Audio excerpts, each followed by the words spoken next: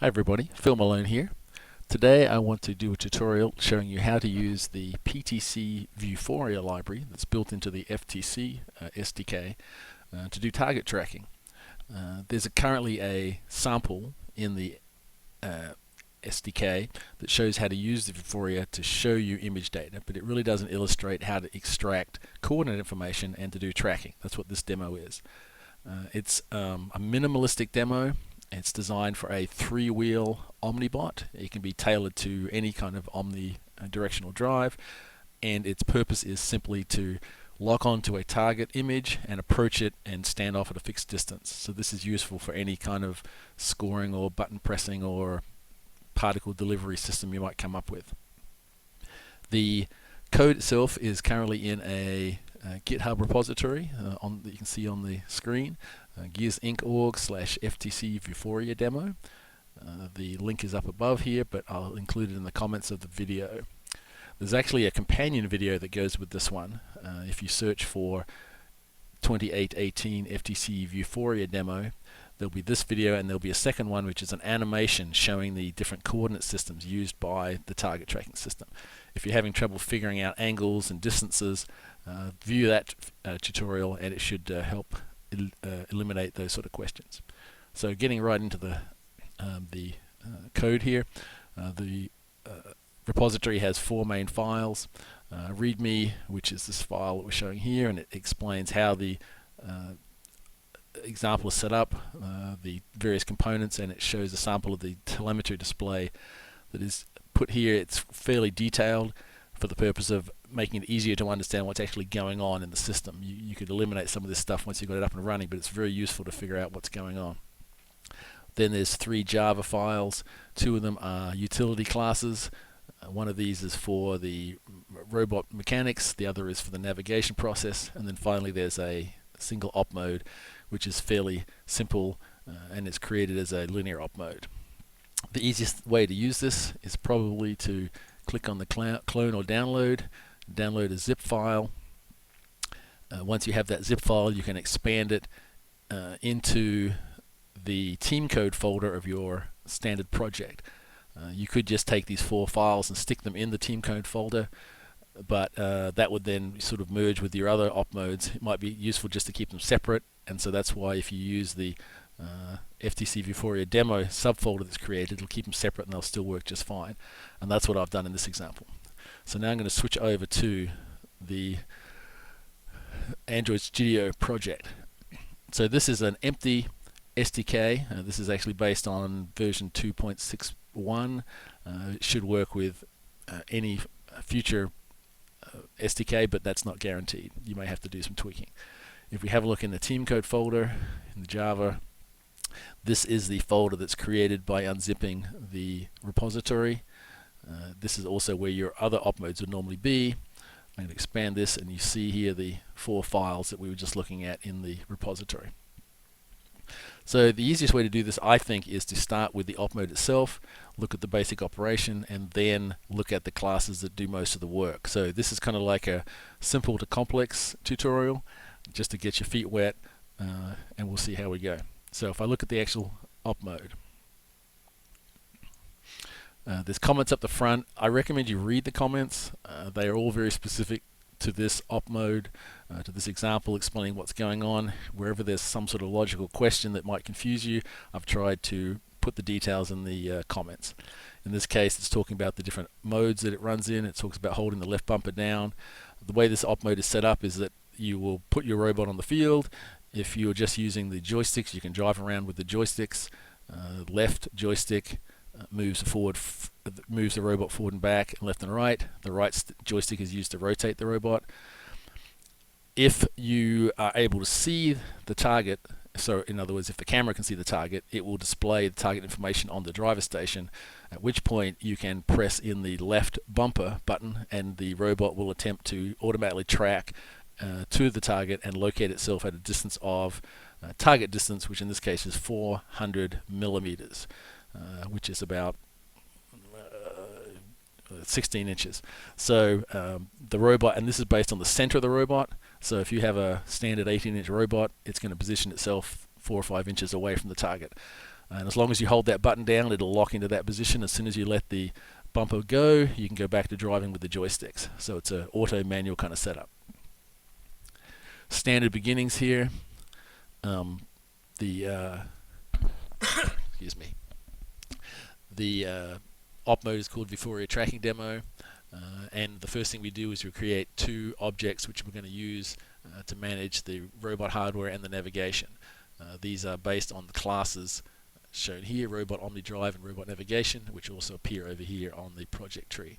So our actual members are called Robot and Nav. So whenever you see anything prefixed with Robot, you'll know it's accessing the robot hardware. Likewise, Nav, you'll know it's using the navigation functions that are built into the other class. Then we drop straight into the run op mode. So this is our code. We do some initializing here, and then we run a main loop. So the first thing we do is we initialize the drive system. This will have the effect of setting up the linkages between the variables we use for the motors and the actual motors in the robot configuration. And then we initialize Vuforia, which does similar things. It sets up all of the linkages between the images and the various processing that needs to be done. As soon as we've done that, we then activate the tracking. So as soon as we activate tracking, then the Vuforia system is actively looking for targets and will report them if it's asked. Then we go into a loop, which is just sitting here waiting for the driver to press play. While we're in this mode, what we do is we actually are using the targets are visible method from the nav class to check for any targets being visible. This system is looking for any of the 4 standard 2016-2017 target images, and if any of them are found, it sets a flag that says targets found. Then we add telemetry data, so we take the active target and build a telemetry string which is sent to the driver station that shows all the details. So these two functions we're going to look at, well actually the first one of these is the key one we're going to look at when we go look at the navigation class. So this is all just happening before we start the robot running, so you can just position the robot manually on the field and see what it can see and look at the numbers and see if it makes sense to you. Once you're ready to start driving, then of course you'll hit the start, and then this main loop activates, and this loop continues until it's told to stop. And the action here is pretty straightforward.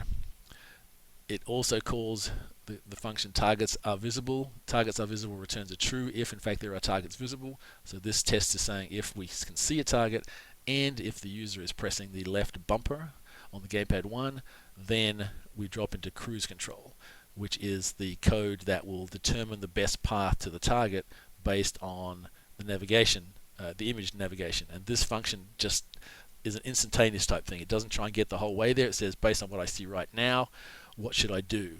How should I move the robot? And then it exits. It does that, it exits out, and then it loops again continuously. So as long as you're holding this bumper down, as long as you see the image, the robot will incrementally approach the target each time around the loop. If the button is not being pressed, or if we can't see target, then we use the robot manual drive. So this is a function inside the robot class, and it's used to take the joystick data and create motions on the robot. Finally, we build a telemetry stream that shows what's going on here, and then we move the robot based on what was calculated in either of these two functions. The way this works is that cruise control and manual drive both create 3 motion requests, one for forward and back, one for left and right, and one for rotate, and it saves them, and then when we call move robot acts on those. Those 3 motion requests are basically called axis requests. They're requesting motion of the robot on one of 3 axes, and that is the axial axis, which is forward and back, the lateral axis, which is side to side, and the yaw axis, which is rotation. And we look at those in one of the other classes. And that just goes round and round and round. So until the driver hits stop, this is the code that's running to do the navigation. All right, so now let's look at the robot configuration, which is fairly typical of most op modes that you would have seen, because it's setting up the basic driving ability. Once again, robot OmniDrive. Read the comments. It talks about how the robot's set up, where its 3 motors are, what the conventions of the axes are. This is very important. I stress that you really look at this and understand this. The axial axis, which is forward and backwards, positive is considered forward. On lateral, which is the side-to-side strafing, positive is considered to the right, and on the yaw, positive is considered counterclockwise. This is chosen because it's consistent with the angular measurement system that Vuforia uses where rotation is measured counterclockwise around the z-axis. It's a little bit non-intuitive because it means that a negative angle is to the left, but if you get used to that, then everything else makes more sense. So basically we go in here, we define some motor variables, which we'll initialize later. We also define these three variables: drive axial, drive lateral, drive yaw. These variables will hold the requested axis motion at any time. Then when you call moveRobot will look at these, decide what needs to be done, and calculate the actual motor motions, the speeds to apply to each motor. The first thing we did with the drive system in the teleop was to do an init drive, and this is where we map the names of the drives to the actual drive variables. We set the motor directions. In this case, they're all being set to forward. This is for the matrix motor. It's important here that you want a positive input on the motor to rotate the robot counterclockwise. If this is not the way your motors work, then you want to flip these forwards to backward to reverses, so that that's the convention you get. That will make all the rest of the code work nicely. You won't have to be flipping motors and flipping joysticks and stuff like that. Then we put all the motors into run using encoder mode, and then we call a moveRobot, which sets the axial, lateral, and yaw velocity requests all to 0, which effectively stops the motor. The other method in here that we saw in the teleop OpMode was the manual drive request. And as it says here, it's just taking the joystick values and setting the axial, lateral, and yaw axis motions based on those. So it's taking the Y value of the left stick, negating it because we know when you push joysticks forward they go negative, and setting that as the axial request. Likewise, the X-axis of the same stick sets the lateral request, and the X-axis of the right stick, inverted, goes to set yaw. The reason we negate this yaw axis, of course, is because when we move the stick to the right, we get a positive value, but we know that the way the yaw axis is defined for the robot, a positive yaw is counterclockwise. So we need to reverse the orientation of this X stick so that a right movement causes a negative rotation on the robot. Once again, a little confusing, but it actually makes the math a lot easier.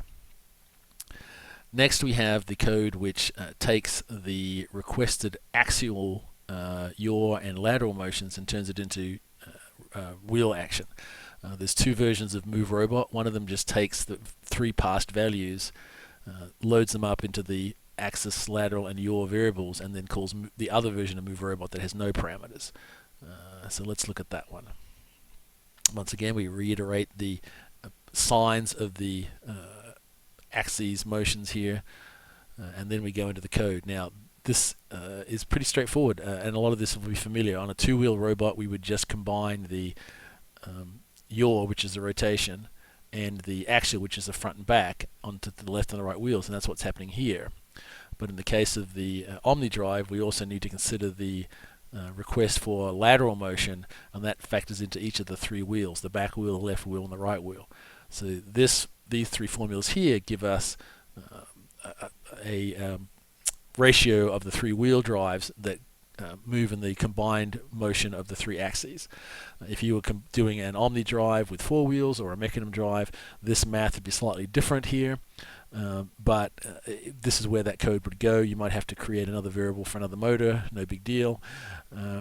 And then once we have the requested speeds for each of the motors, and we need to check to make sure that none of them are greater than 1, which is very possible, but you don't want to apply a motor power greater than 1 because that will clip it and then will cause a distorted motion. So what we do is we first detect to see if we have anything greater than 1, so we find the maximum value of all three of those wheel speeds, check to see if it's greater than 1. If it is, then we divide them all by that same factor, which will take the largest one of them and bring it back to a scale of 1, and it will reduce the other ones appropriately. So we get a nice proportional reduction so that we get a pure motion, so that once again, even though it may not go as fast as we want, it will give us a motion in the correct direction and spin. Then we take those three powers and we just feed them through to the drive wheels, bearing in mind that we are using encoders for this, so it will translate to the correct speed rather than the correct power. If you're not using encoders, this will get a little sloppy here. It'll still work, but even better than this is then also to incorporate a gyro, which isn't shown here, to keep the angle correct, in which case then at each stage through the motion it will add a little bit of adjustment to the yaw variable to keep the robot on the correct heading. That's something for you guys to add in later if you desire. Last thing it does is it takes the 3 values for the axis motions and the 3 values for the wheel motions and puts them into some telemetry data so you can actually look and see what's happening on the display. This is also helpful for verifying why the wheels are doing what they're doing. And the last thing left here is really just the small function which sets the mode for all of the motors. It's much more convenient just doing this in one call rather than keep doing 3 calls over and over again. So that's essentially the robot control. Any changes you make on your physical structure of the robot should be done in this code here so that it doesn't impact any of the other navigation stuff you do. Recommend you keep with the axis conventions I've defined here. That way there won't be any surprises in it heading off in the wrong direction. So finally we'll go over to the navigation class now.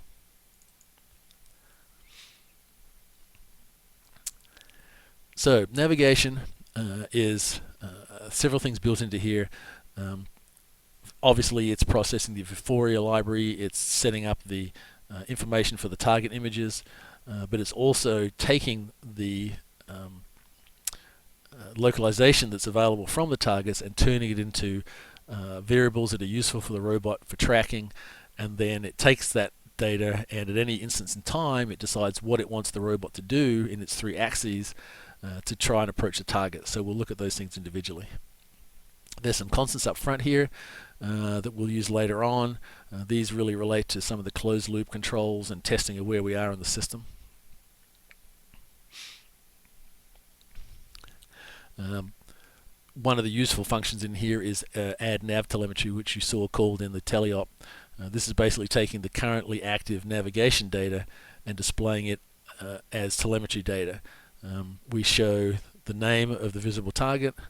We show the robot's X, Y, and bearing, so that's its position relative to the target and the direction it's pointing. We show the target's range and bearing and relative bearing, so that's how far away the target is from us, what direction the target is from the robot, and then what direction the target is relative to the direction the robot's pointing, which is a different thing altogether. This last number is really the thing that's used to decide how to turn the robot to get to the target. And we also then turn this into sort of human readable form. We say, okay, what way do we really want to turn? How far do we want to strafe, in what direction, and how far are we away from the target? This is just so that you can see a more readable form of these numbers and see what the robot's planning to do. If there is no robot visible, if there is no target visible, then visible just shows dots and doesn't say anything. Okay, we're going to look at some of these other things. So let's look at the Init Vuforia first. This is the function that is very similar to the code that's already in the SDK demo, but it does provide a little bit of more options. One of the options that are provided here is which camera you're going to use. And if we go up to the top of the code, you'll see there's a constant defined up here called camera choice. And in this example, it's choosing front. Now, the front camera is the one on the other side. The front camera is the one that's on the same size as the screen. And the reason that we're using the front camera here is because it just makes it easier to mount the phone to the robot such that the camera can see the target and the inspectors and refs can see the camera screen. So this is, in this mode, the camera's screen is facing out, forward, as well as the camera. Unfortunately, this is not the best camera to use because it's usually the lowest resolution camera, but in this case it's more than adequate. If you can find a way to mount the camera, mount the phone on the robot such that the high-res camera is looking out forward, but you can still access the screen, that'd be really cool, but it's a tough thing to do. In which case you would just change the word front here to back, or rear, or whatever the other option is there. So if we go down here, back down to the init function, you'll see we are setting up the license key. I recommend you get your own license key, just for no other reason than Vuforia can then figure out how many people are using their code. We set the camera choice.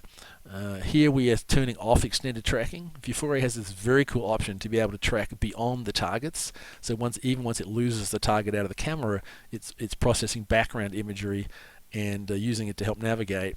This is pretty cool if the robot's moving fairly slowly, but if the robot's moving fast, it tends to have trouble, so we turn it off. You can experiment with that to see the advantages of turning it on. And then we set those parameters up. We also go in and name the targets.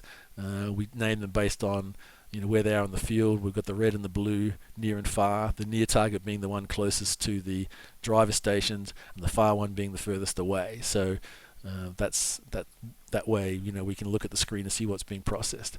And you see we're loading these targets from the FTC 2016-17 asset that's already part of the software development kit. So for each of these targets, we have to tell it a couple of things. We need to tell it where the target is on the field, and we need to tell it where the camera is on the robot, so that it can combine those two things together to figure out where the robot is on the field.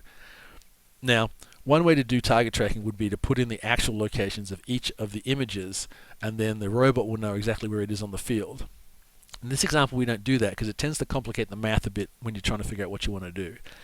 So what this example does is essentially treats all the images the same, so that the approach to one image is exactly the same as the approach to all the other images. So everything's basically image relative rather than field relative. And to do that, what we do is we just position the images in the center of the field on the origin, and we pick a direction that makes the numbers easy to work with. So in this case, we pick such that the face of the image is actually pointing left in relation to the red drive station. This would point it down the negative x-axis if you look at the field coordinate system that I mentioned in that other video. What this does, it means that then when you place the robot on the field pointing towards the target, it's pointing generally in the direction of the 0 heading, and as it approaches the target, its x value gets less and less negative. So it would start with a negative x value of several feet, and as it approaches the target, it gets to a small negative value. If it moves to the left, it would have an increasing y value, and if it moves to the right, it would have a decreasing y value. So we can use those numbers to calculate what we want to do. So in order to achieve this, we need to position the target images, and that's what this first block is doing. And it's saying we're going to leave the images in the middle, but we're going to move them up by 150 millimeters, which is 6 inches. That way, it gets the images out of the floor and sitting up on the floor. And then we rotate them in the x and the z axis. X here, Z here, and that causes them to start from laying flat on the field and then standing up and rotating around in the direction we want. So we're going to use this orientation for all of our images. So we also need to position the camera on the robot, and this is important so that Vuforia can process the image and say, okay, I know where the image is relative to me. Then it can say, well, now I know where I am on the robot, so here's where it is relative to the robot. So in this case, we're going to move the camera to the front of the robot, we're going to move it off the ground, and there's a rotation involved depending on whether we're using the forward or backward camera. And this is explained up in this comment here. It's kind of hard to talk through, so give this a couple of reads and then also refer to that video I talked about, and this will make a little bit more sense. But the bottom line is we take both of these pieces of information and we combine them to all of the targets. So we apply it to all of the targets. So we set the location of the target and we set the phone location the same on all 4 targets. So now when it returns information to us, when Vuforia says, well, this is where you are, we know that it's relative to the actual target rather than relative to a place on the field. So then we go and look at a couple of our functions that we've been using. So we saw the targets are visible function that we called from teleop. And all this is doing is it's doing a little loop where it goes through all of the targets from 0 to max targets, and as soon as it gets a target, it checks it sees it does a target is visible, which is checking a single target. Notice this is targets are visible, so it does a target is visible for each target. As soon as it gets one that it can see, it exits out and then returns that targets are found. So whichever the first target it sees, it'll load up its data in the target is visible function. So let's look at that next. So target is visible is designed to determine if a specific target is visible, and if it is, then it will collect information about the location of the target. So we set up some parameters up front here for accessing the target information, and then we say if the target's there, if the listener's there, and if the listener says the target's visible, then we're good. And so this code in here is processing the target. So we set the target found as true, we load up the target name, which is one of those near-far names that we set up earlier. And then it says, okay, is there an updated robot location for this target? Excuse me. If there is, the location will be assigned a value. If it's not, it will be null. So if there's a new robot location, this code will get processed. Now this code won't run every time. It'll only get processed when the target location is changed from the last time. Get updated robot location, returned a new value. So we're not processing this on the same target over and over again. It's only when we have new targeting information. So then we create a couple of matrices. One is used for getting the target's translation. The other one is then for getting the target's rotation. So we have two vectors here, one translation, one rotate. And then we use those, we access elements of those to get useful information that we want. So down here is the 6 things that we want from our target, and we use these 6 things to take to do our navigation, our tracking. So the first 2 things we get are the robot's X and Y position relative to the target. The robot's X position will be how far away from the target we are in a pure XY coordinate. This will be a negative value. It'll start at 0 if we were at the target, and as we get further away, this will go more and more negative. Robot Y gives us how far off center from the target we are. Positive Y will mean that the target is to our right, and negative Y will mean our target is to our left. So these give us an XY translation from the target. The next thing we want to know is what way is the robot pointing, what direction. So robot bearing is where are we pointing. Now this is not pointing to the target, this is just generally what direction we're pointing. So if we were at looking straight down the field but not at the target, this would give us a bearing of 0. Remember, counterclockwise is positive, clockwise is negative. The next thing we get is we calculate a target range. And we do this just from a simple right angle triangle, Pythagorean theorem from the X and the Y. So we say target range is hypot XY, and that'll give us how many millimeters from the center of the robot to the target as a direct diagonal line. Then we can actually get the target bearing, and this we do based on the range and the offset from the center line. And this is what is the angle from the robot's origin to the target. This is regardless of which way the robot's actually pointing. This is a pure angle just from its position back to the target. And then we combine the robot bearing and the target bearing to get relative bearing. And this is the one we really want, because this is how far off our center line is the actual target. So how far do we have to turn to see the target? And we do this by combining the target bearing and the robot bearing. We can use robot bearing then to decide where we want to turn to approach the target. So once target is visible as found a target, these 6 variables will be set, and then they're accessible to any other functions inside robot navigation. Okie dokie. So the last thing here is, what do we do with this information? And this is located in the cruise control function. You saw cruise control is what gets called if someone's pushing the button to say track the target. One thing gets passed into here, which is the standoff distance, which is how far we want to stop in front of the target, how close do we really want to get. So what we do is this demo has a 3 priority approach system. It tries to satisfy 3 different priorities here all simultaneously, and these priorities relate to each of the different axes of motion. So in this case, our number 1 priority, which affects the yaw rotation, is we always want to be pointing towards the target. And we do this not because it gives us the best driving to the target. We do it because it lets us hold on to the target in the camera for the longest. So if we always rotate so the robot's pointing at the target, we know it's centered and we should be able to keep locked onto the target.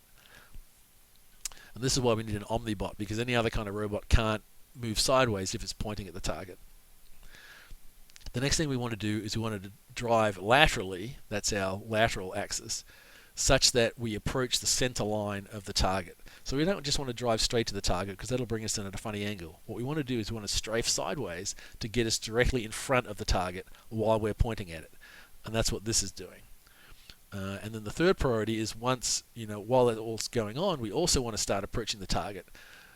We want to approach it to the standoff distance. So we're going to swing in and hopefully we'll end up pointing straight at the target as we get close to it. Now in all three cases here, the math is very similar. We take the error, which is how far off where we want to be, and we multiply it by gain. So this is a basic proportional control loop. It's not a PID, it's just a pure proportional. We're taking the error, multiplying it by gain, and applying it to the output that we want. These gains are defined up the top of the page as constants. The bigger the gain, the more responsive it'll be, but don't go crazy because it may just oscillate madly. The smaller these are, the slower it'll take to get there. So if you want to just experiment with some slow speed approaches, you can make these numbers smaller. But keep track of them because ideally you'll get some optimal values that relate well to your robot. So once we've got these three numbers, we just feed them into the yaw axis and axial and lateral variables. And the last thing we do is we also want this function to return a Boolean to say, yes, I am close enough to take action. And we do that by comparing our distance from the standoff distance to this variable called close enough, which happens to be 1 centimeter, I think. And then we look at the y value, which is how far off the center line we are, and we say, okay, are we close enough to the center line? And that's a 2 centimeter number, I think, or that could be back to front. So if we're really close to where we want to be, we return a true, and then whoever's calling this can take action. It can say, oh, well, I'm close enough now, let's activate the beacon or throw the particle or whatever you want to do at that point in time. So that's essentially the full control suite, and each of the different capabilities is built into its own little method, so you can easily tweak and adjust these. I think you can have a lot of fun with this cruise control one, trying to come up with the optimal path to get to the target from any location on the field. And that's why this test program is kind of cool, because you can just drive somewhere, turn towards the camera, click the button, see what path it takes, see what's effective, see what's best. You can use this same capability in teleop or autonomous. You can use it in autonomous to get you from one place to another. You can, you put the cruise control in a loop so that it keeps looping until it gets close enough, and then you move on to the next path or take the next action. Or you can use it in teleop to get you to the target so that you can press the beacon button. Either way, the logic is the same. And you're free to adjust it and modify it as you see fit. Once again, if the directions and angles seem a little weird, check out the other video. Hopefully I'll have a link on the page that you can click to take it to that video once it's finished, and it'll show a little bit more about how to interpret the axes.